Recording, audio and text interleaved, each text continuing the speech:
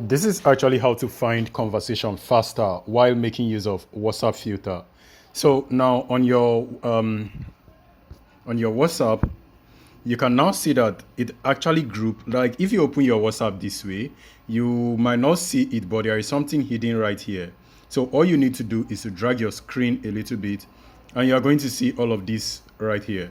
Now all you need to do is to click on unread to see all of your unread, and to click on favorite or groups. So now when you click on groups, it displays all of your group. Let me send a message to myself. So I just sent a message to myself. So this should appear on the unread. Now, if you click on unread, you can see all of my unread message. Now, if you click on favorite, you are going to see favorite also. But because I do not have any favorites, it's not going to display that. And also, if you are right here and you are looking for anybody, you can always type on the search area and you will see the name display.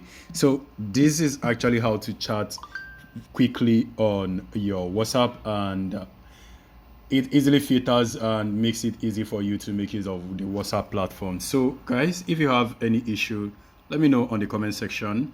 I will see you guys on the next one. Stay safe and peace.